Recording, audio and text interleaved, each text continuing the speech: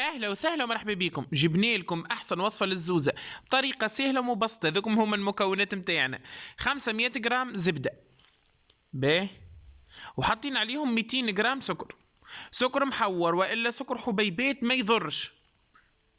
نخلطوهم بالباهي لين يذوب السكر، ومن بعد مش نحطوا 4 عظمات، نخلطوا زاده لين يتجانسوا، ما تحتاجش برشا تمركيز والا عجينه ولا حاجه، عادي.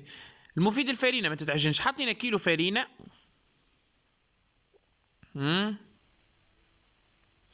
نلمو لمين،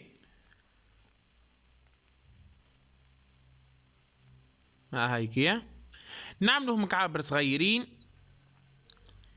قد كعبة الزوزة. باهي للحشو، انا مش نعمل زوز حشوات. الحشوه الاولى اللي هي بال كيما الجناش، حاطين كريم ليكيد وشوكولاته نذوبوهم هو ونخليوها لين تبرد ساعه ساعتين في الفريجيدير، تاخذ القوام تاعها الكراميل. سبق وهبط لكم الوصفه، نعاودوها لهني ما يسالش. نذوبوا السكر، الوصفه موجوده في الفيسبوك وفي اليوتيوب. نذوبوه بالبي ومن بعد نحطوا لهم غرفه زبده، ومن بعد نحطوا الكريم ليكيد. حتى لو كان كعبرت والا صارت لها حاجه ما تخافوش تتحل، نخليوها على نار واطيه، هكي هي الفايده. ورد بالكم تحرقوا السكر يولي لكم مر. باه حط لينا مغرفه نشيف شويه مي.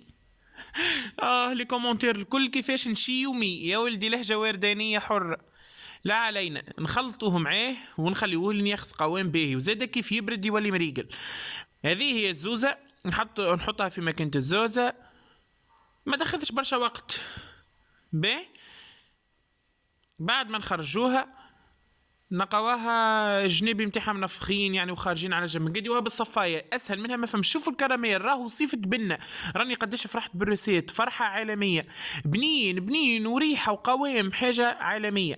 باهي اني نحب الحشو متاعو كراميل وبفريوه، وانتوما كل واحد كيفاش يحب، كل عبد عنده الحريه متاعو. وعملت بالشوكولاته كعبات هكا وكعبات هكا. اعذروا الشوكولاتة هكا هو، وصحة وبالشفي، وجربوها وليلتكم زينة.